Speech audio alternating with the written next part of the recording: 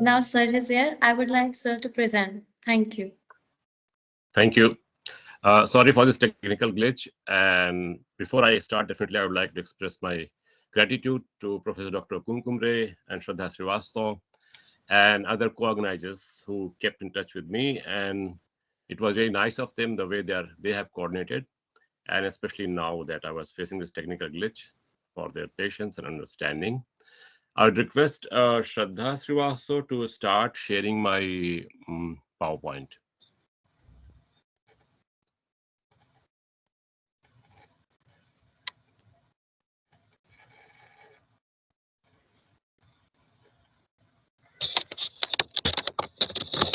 So as we know, the topic of today is what is the relevance of South Asian studies in the age of artificial intelligence and ecological collapse.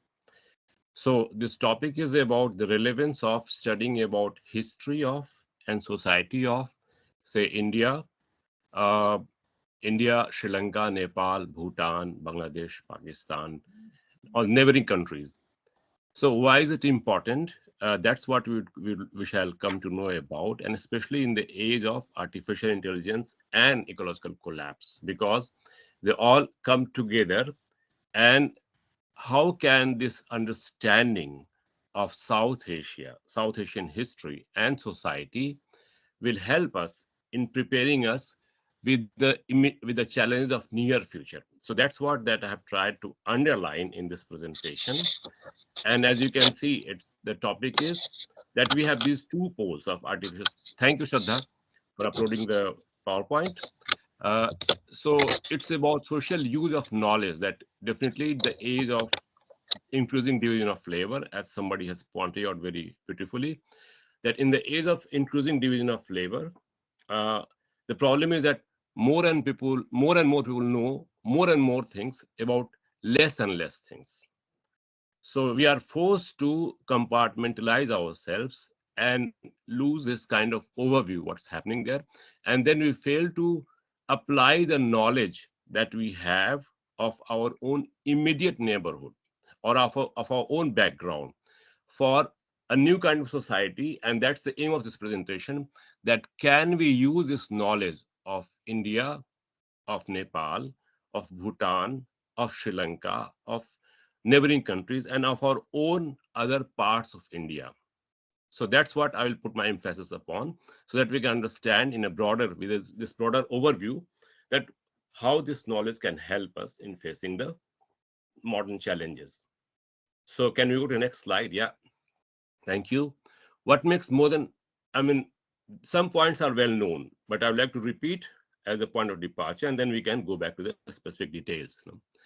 So more than 5,000 years of long continuous history, that's well-known fact.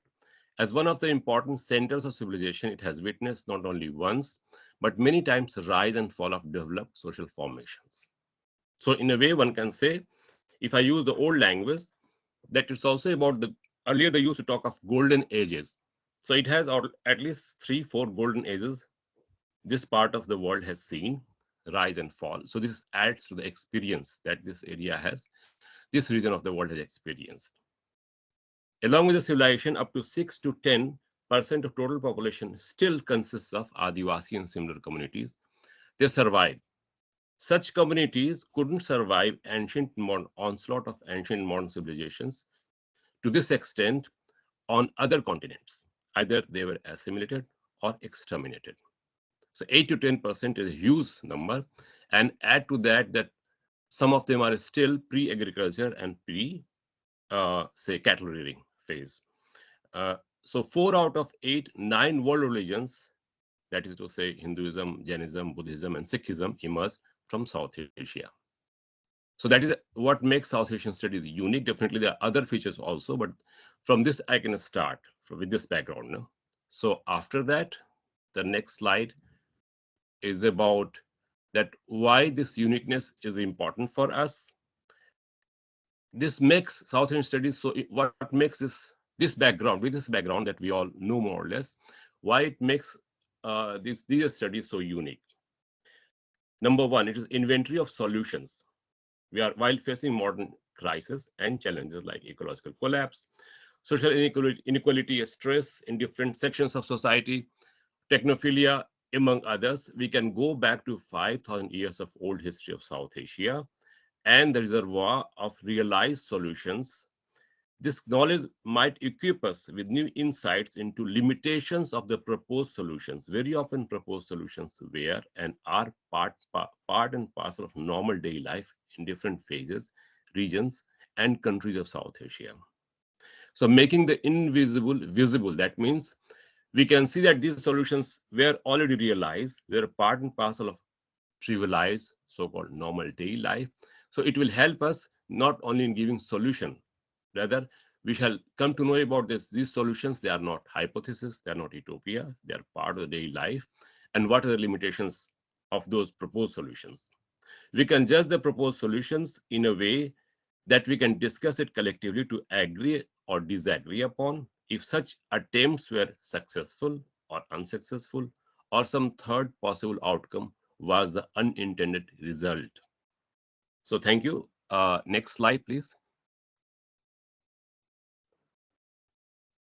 In the next part, in the next slide, this is one more reason that makes South Asian studies unique is simultaneous presence of different phases of human history.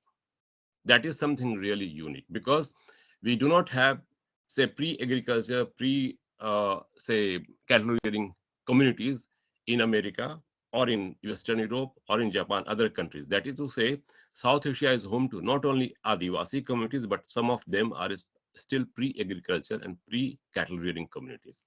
Thus, we have on the one hand the hubs of the most modern and developed branches of global economy, that is software industry centers and space sciences. And on the other hand, we have communities like Birhors in Jharkhand, Jarwa in Andaman Nicobar, and Chenchu in Andhra Pradesh and Telangana, who belong to 95% of history of mankind. That's something really important because while the speed with which we are moving forward in one direction, it's actually it's commonplace that we are moving with the same speed also in the opposite direction. That means now we know incomparably much more today about, say, prehistoric or the history of India compared to 1875. So we are moving in both the directions at the same time. And there we came to know about the fact that 95% of history of mankind consists of hunter-gatherers. So 95%, and this during this longest phase of history of mankind, it has emerged recently among anthropologists. It's a kind of well-known fact that the hierarchies were actually exceptional phase of human history, not the rule. So the time window is open for coming few decades only in South Asia, where we can undertake a journey to different phases of history of mankind at the same time. That means if you want to know how was the daily life like 50,000 years ago or 10,000 years ago, these communities are still there, and that proves the point that these communities also existed during the longest phase of history of mankind without destroying nature. So that is the main point of this, one of the main points of this title, that in the age of ecological collapse. So that this time window is open only in South Asia. This you will not find in other parts of the continent. I am right now in Germany, so some of you must have been to Japan and America, but in all the societies, you don't have these communities. So they don't have, for example, if I go to Jharkhand to do my research among Birhors, then I have this advantage that I can use one and the same language to speak with my cousins who are software experts and the same variant of the language to talk to the hunter-gatherers. So this is the unique advantage that you don't have with other languages. So you can cover this distance of history of mankind. But again, here's the qualifier, caveat. Pre-agriculture and pre-cattle rearing are not old but contemporary societies. Why? Because it is the longest phase of during the it explores the myth also. I mean, this is the aim of the South Asian studies, that so many axiomatic understanding can be questioned, as we can see that pre-agriculture and pre-cattle rearing communities are not old forms of societies. On the contrary, they are contemporary societies, only their ways of dealing with resources are far superior to us. So next slide.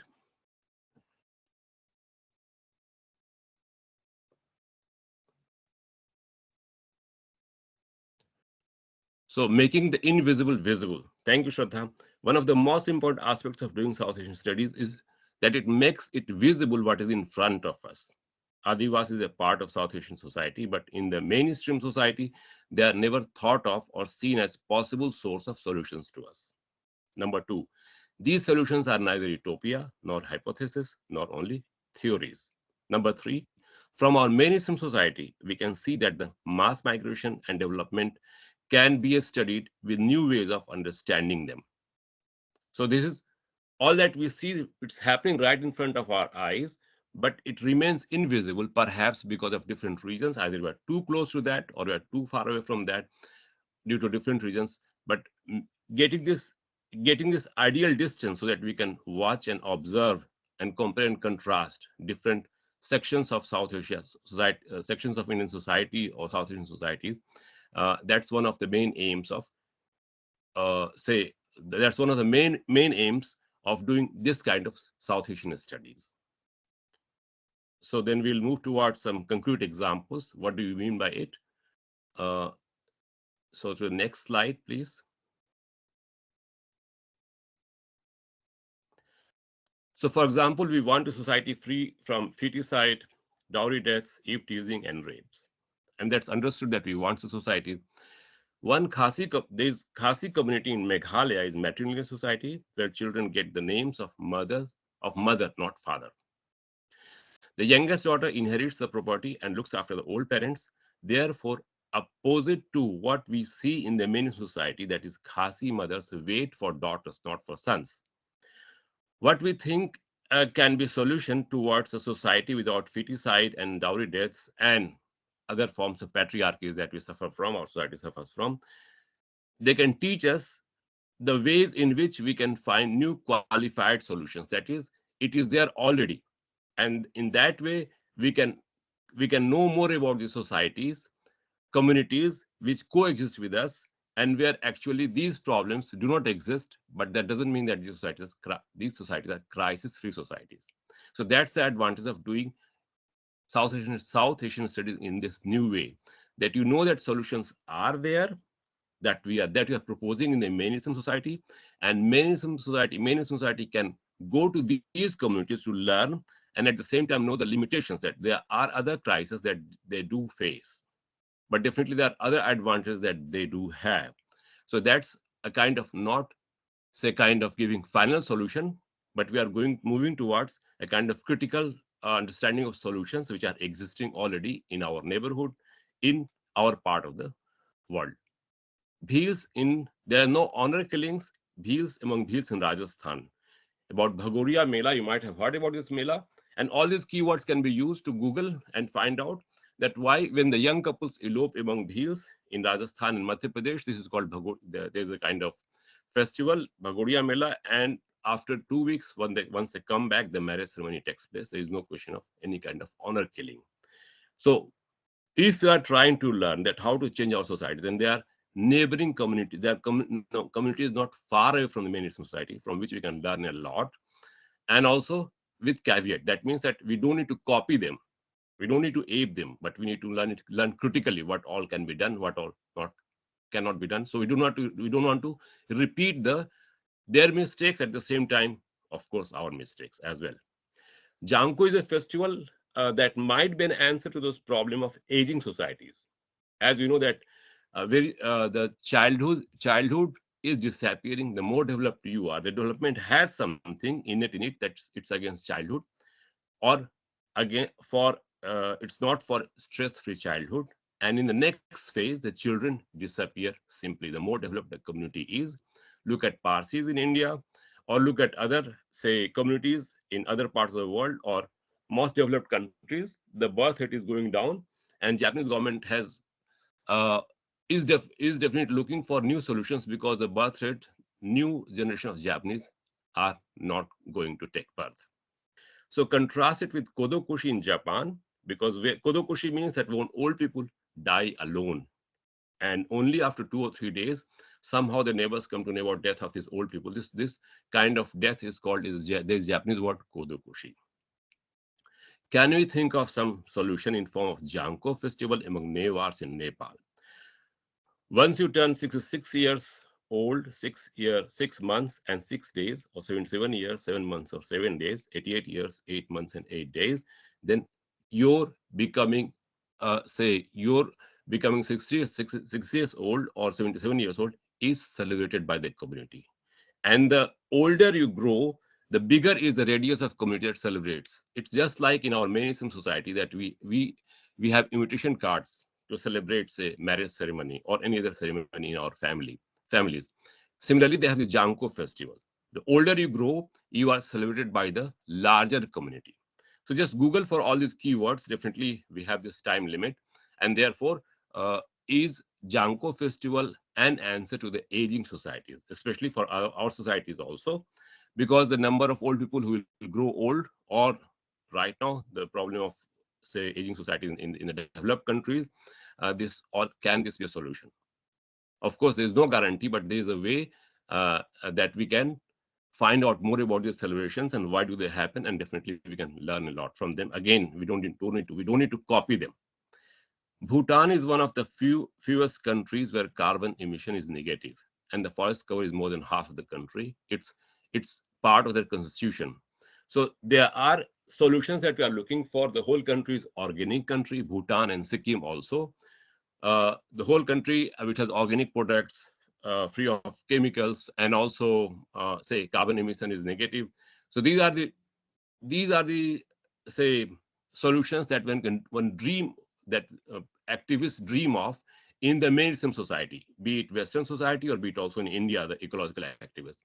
But there we have countries and states like Bhutan and Sikkim from where we can learn a lot. How could they achieve it? At the same time, are these societies, even after they have achieved these, say, solutions, or they could realize the solutions, are they still crisis free, or what are the, so that we can know the new limitations that they are facing right now. And that's what learning from the mistakes or achievements of others right now, today, in our society, or what all is there in our neighborhood. So, for example, in the age of artificial intelligence, very often the new problem has been identified as technophilia.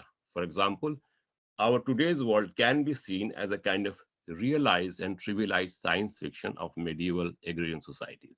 It's realized today. I mean, that's the kind of society that they dreamt of. Or this kind of technology, where shall it all lead to? So this Asur community in Jharkhand had developed iron smelting technology, say, centuries ago, millennium ago, and they voluntarily stopped using this technology, or reduced the use of iron smelting technology, and this all has been documented in their epics. That means they had to decide either they can go with new technology or they should continue, and that means continuous, say, a kind of destruction of community life and nature, which will continue non-stop. And then they decide to drop this technology in favor of retaining their community life and their a kind of dynamic balance with nature. So there are so many other options to deal with the challenge of new technology, technophilia. That technology is a solution. And definitely this kind of problem has been identified as technophilia. So there are concrete examples from Jharkhand, from Meghalaya, from Nepal, from Bhutan. They are living realities. So that's the kind of lessons that we can draw to have them as the building blocks for a new society, if you want to study South Asian studies in that way. For example, development experiment itself can be re-understood, because what else do you need for a developed country, for an advanced economy? Sri Lanka had everything, more than 90% of literacy, life expectancy close to Western European countries, per capita income is one of the highest in South Asia. It had regular elections. However, this all could not stop one of the longest civil wars happening in Sri Lanka. There is no automatism here. So majority minority problem, all these things are for example, solutions that we propose, and they have been realized in our neighboring countries. So we need to have a kind of re-understanding that what is happening, what went wrong from countries like Sri Lanka, Nepal, Bhutan, the concrete examples that I have given to you. Then can we go to the next slide, please? Death of month-long festivals and explosion of imposed time poverty among urban Indian middle class. Again, this is the meaning of uh, turning it into, say, what is invisible into visible. In the 1950s, one male member with 8 to 10 hours day job, was somehow able to provide for a family of 4 or 5 children and extended family members. In 2023, both his spouses work 12 hours, which equals a combined 22 to 24 hours every day. Add to that the share contributed by aging but economically active parents, that is 3 to 4 working hours, wherever possible.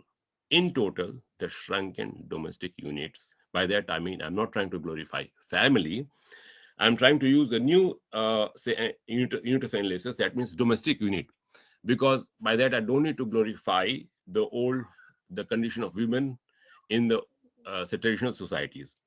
So that's why I'm using the term, I'm being careful, domestic units.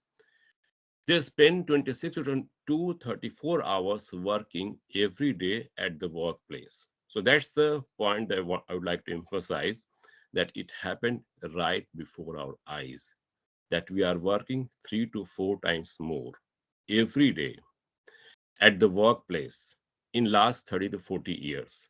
And it was not pointed out by anybody, by any important, say, social political stream, that urban Indian middle class has crossed the limits of 20 to 24 hours, and we are working, slogging 3 to 4 times more every day. So compared to, I will write, so here's the, compared to earlier decades, they have to slog 3 to 4 times more in 24 hours. Additionally, compared to 1950s or 60s, they are far more productive per hour or per minute spent at the workplace. Still, it is demanded from us, or the dominant ideology, that we are not working hard enough, we are not focused enough. So this again has to be re-understood and re-explained. Is there something basically wrong with the whole direction of development? That how else can you explain that the more productive we become, or more, say, working hours expanded, the more it is turning against us? And by that I mean that everything that makes our life worth living, that's what I mean by making invisible visible, that it's happening right before in front of our eyes. It is called time poverty. How much time do you spend at the workplace, and how much time do you have left for health, for nature, for friends, for families, for festivals, for relationships? For all these things you need, it's like watering a plant. If you don't have time, these are the new concepts that are being used by the anthropologists to explain our crisis, that is explosion of time poverty. Not the fact that, I mean, the normal everyday life is basically, it has, the generalized panic has been understood as normal daily life of urban Indian middle class. It is generalized panic because we don't have any minute left for everything that makes our life worth living. So therefore, we need, it's not that we are becoming selfish or we have become self-seeking. The fact is that we need new concepts, new units of analysis, that is, how do you deal with time as a resource. By that I mean that how this explosion of time poverty, the imposed time poverty and imposed time prosperity. So by that I mean that if it's imposed, it's always a problem, because a beggar is always time prosperous, or a prisoner is also time prosperous. We need for the whole of society a kind of situation where there is, without any kind of imposition, there is time prosperity. Otherwise, if you don't have friends, or if you don't have network of relatives, or if you don't have a network of deep, long-term, intense relationships, what else is the life here on earth for? So here this distinction is very important and very crucial. This distinction is between work and human activity. By this I mean singing, dancing, playing, hospitality are simple human activities. As soon as these activities turn into a source of our livelihood, they become work. Instead of playing a game, it becomes our career. That means it becomes potentially a part of sports industry. Singing and dancing become entertainment industry. Hospitality becomes hospitality management, becoming most recently two new branches of human activity. They became work. Two most current examples are: number one is becoming mother has become surrogacy industry, and embracing somebody becomes professional cuddling. This is not a news from science fiction. The most recent ministry in England was Minister for Loneliness. Because of increasing number of singles in England, government was not worried about how to say single number of increasing number of singles. It was worried about productivity. So the Minister for Loneliness was started initiated in England only a few years ago, and after 6 months I could Google and find it as Minister for Loneliness in all other countries. To counter that, the new industry has emerged that if some professional cuddler comes to you, then you have to spend £50 for one half an hour. And so this is how, not yet an industry, but it has become already an industry. So history of civilization is the history of turning more and more human activities into workflows. The tyranny of workflow. So everything should be turned into work and workflow, and therefore if we are not working hard enough for the lesser amount of wages, then definitely there is a long queue of people who are ready to work for lesser money for longer hours of work. So therefore, we don't need somebody else beyond us and outside of us standing. We are more than enough to strangulate ourselves. And this might explain us also the fact that we are right now in 60s and 70s. If the students used to say around 60 to 70 marks in plus two exams. After that, it became 80%. After it became 90%. Now, even if you have 100%, 99% of marks, even then you are suffering from depression. So there is something basically, fundamentally amiss that one has to go back to and look into. And for that, definitely we need to know more from these communities where at their center of life, there is their center of their life, it's not career and work, but festivals, month-long festivals, and which is this memory is still fresh in the among the urban Indian middle class. The moment you try to discuss this point, immediately comes the reply, how can you question work and career? But definitely you can reply them back that it was only one generation or two generations ago that Holi was month-long festival.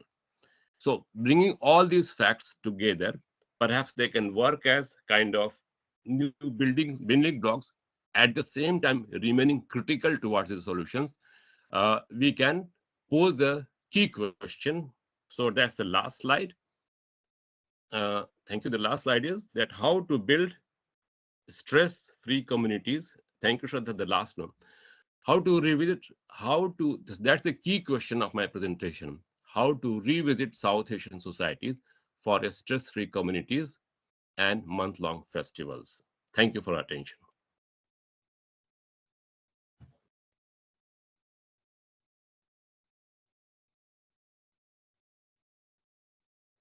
I don't know how much time do we have, but it was also my intention to have some time for discussion.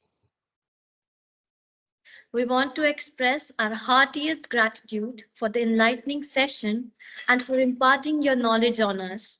Thank you, sir, for giving us your valuable time and efforts. As the Ganga flows through Varanasi, may your generosity and warmth continue to enrich the lives of those around you. Sorry. Here, we would also like to express a gratitude for the students who have joined from Tuebingen University, and Zürich University, Germany. Thank you. How much time do I have left, or how much time? This is called tyranny of time or explosion of time poverty. So definitely Time is invisible, but that's the most visible and palpable thing that we experience in our daily life. So definitely I would like to ask the students present here, say, yeah, Divyaraj. sorry. And this was a wonderful perspective of yours, Divyaraj, and actually, where you have taken the focus that all progress and all development, which is measured by your consumption of materialism, actually makes us so stressful that we need to go back and look at the lifestyle of those who are not as stressful. And And not they destroying have nature. people, yeah, and probably the amount of depression, the number of people who are suffering from loneliness and depression is rising tremendously in spite of more material wealth, progression, and we can see that so much in US and also among the elitists in India. So, I mean, this was a wonderful take back, which will throw really new light on our research as to what leads to a de-stressed society. Is it only the accumulation of wealth, the prestige of a chair you were sitting on, or is it also something else? Probably you brought us back to the point that through centuries of being subjugated, the Indians survived. Why? Because they were spiritually strong. And their strength in spiritualism kept them alive, de-stressed. And today, when that has started disappearing, we have to add on ethics and values as per NAP 2020.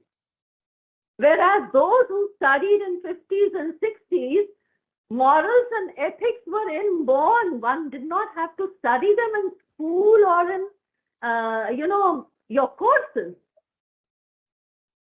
So this is something really very, very enlightening, and this aspect that you brought back, I If I really can add want here to something, yeah. If I can add here something, ma'am, it was really shocking for me that once I found out that we are working 4 times more every day, and why? I mean, it didn't occur to anybody from the mainstream, left, right, center, even to spiritual gurus. I mean, even if they ask us to do meditation, it's only to become a good worker, productive worker, and manager. I mean, all the institutions are actually geared towards how to make workers out of us. And here I was trying to question that only because we didn't question work, therefore, right now we're working 4 times more, and it remained invisible to us. It was unfolding right, and as a result, in 2006, it was around 16 young, say, school-going children who used to commit suicide in India. And it has jumped to 38 school-going children who commit suicide in India every day. They are not my numbers. They are the figures of the government of India on the floor of Indian Parliament. My point is that this shows how hollow how important it is for us to question, because everything is now threatened, and we are trying to rescue. And rescuing is not helping. We are rescuing childhood. We are rescuing the tigers. We are rescuing the whales. We are rescuing the how to say fireflies, the forest. This rescue mode is not helping us. Sustainability is a word which is, it is 50 years old, and still we are continuing the same word, because there is something basically fundamentally wrong with the way, I mean, we are spending our lives not living our lives. Then you don't know, like the situation in America, that you never know who will come out early morning with his chain gun and machine gun in a shopping mall, in the airport, in the school, say, building. And so what is happening right now in America, or Japan or Germany, we should take it as a warning, and we should not try to ape it.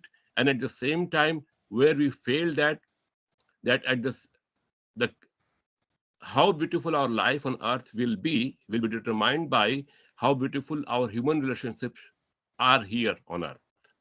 And for that, we need freedom. We don't need to be, say, guided. And that's where we can learn from the tribals who can exist without destroying us, but we cannot exist without destroying them. So that's one of the biggest tragedies.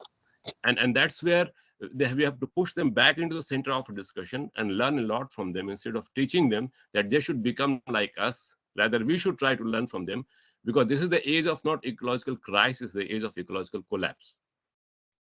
Collapse, exactly. And in fact, we look at them as backward, challenge class. This is our perspective generally. Whereas I feel a lot of respect and honor goes to them because they're so satiated. They're so satiated living in the wilderness, driving their own accessories out of nature, yet not destroying it. Yeah. Which is very heartwarming. And the amount of, when you go to Jharkhand and you see the Adivasis, their lifestyle is so vibrant. And their vibrancy is, I think, 50% due to the natural environment they live in. I mean, when I went to Jharkhand and Latehar, and I saw a tree with 700 beehives on a tall tree, I could not believe it. Yeah. And yet we call them backward. Why? Yeah. I mean, I have a great question that you put up. I'm really very proud to have you on our platform, Divyaraj. And I'm so I would grateful. say the last sentence only. Yeah. Last sentence is that any world which is not good for children is not good for anyone. Agreed. And if we take that as criteria, then definitely Adivasis have to teach us a lot. I mean, yes, this is not human nature to destroy nature, as it is claimed that mankind has gone mad and is destroying nature. It's not something inherent. Sorry, you have our Adivasi brothers and sisters. They are human beings and they don't need to destroy nature.